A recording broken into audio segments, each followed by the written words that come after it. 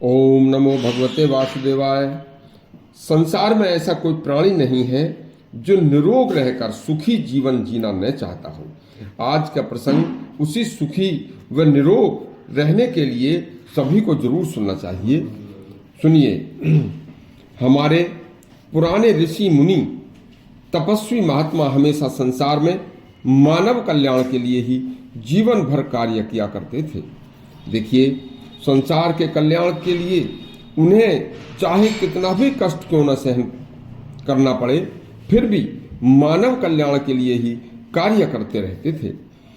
इसी क्रम में आयुर्वेद के महान ज्ञाता आचार्य चरक ने मानव कल्याण के लिए जब अनेक ग्रंथों की रचना की जो आयुर्वेद के थे, तब एक दिन उन्होंने वैद्यों व चिकित्सकों की परीक्षा लेने के उद्देश्य से ऋषि चरक ने अपना पक्षी का रूप धारण करके एक वैद्यों की चिकित्सकों की बस्ती में गए और वहां एक वृक्ष की डाली पर जाकर बैठ गए और बोले, कोई रुक अर्थात कौन रोगी नहीं है।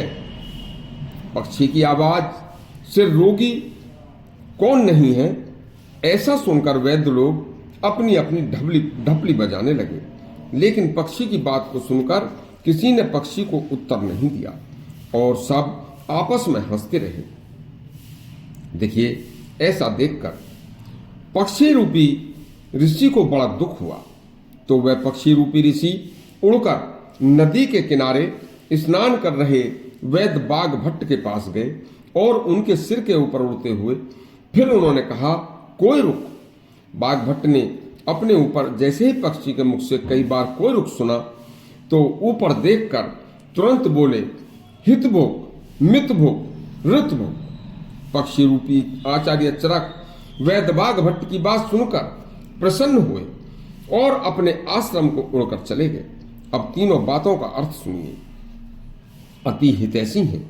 नंबर 1, हित भोग। वैद्य बाघ भट्ट कहते हैं कि जो मनुष्य हमेशा जो भोजन अपने शरीर के लिए हितकर हो तथा उस भोजन के करने से शरीर में कोई विकार पैदा न हो, किसी प्रकार की विपरीत दिशा का भोजन न हो, हमें हमेशा ऐसा ही केवल सात्विक भोजन करना चाहिए।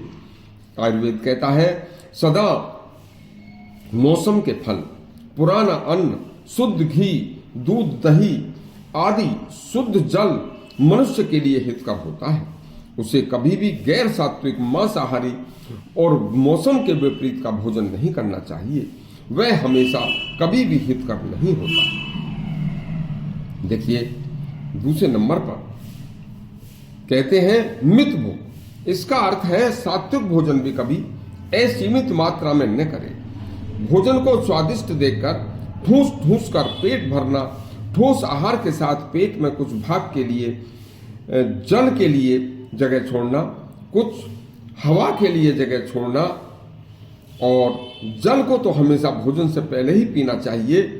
उसके बाद भोजन के बाद जल कभी ना पीवे और पेट में कुछ भाग वायु के लिए अवश्य खाली रखें। ऐसा करने से मनुष्य कभी रोगी नहीं होता। नंबर 3, और निरोगी रहता है। नंबर 3, ऋत भोग। जो भोजन हम करते हैं वह आहार हमें कहां से कैसे प्राप्त हुआ, इस बात का भी विशेष ध्यान रखना चाहिए। वह हमारा भोजन हमारी नेक परिश्रम की कमाई से प्राप्त होना चाहिए। पाप की कमाई का अन्न खाने से मनुष्य के शरीर व आत्मा दोनों का पतन होता है और शरीर उस भोजन को करने से हमेशा रोगी होगा, निरोगी नहीं रहेगा। इन तीनों बातों पर यदि हम अपने जीवन में अपनाएं, हम कभी रोगी रह ही नहीं सकते।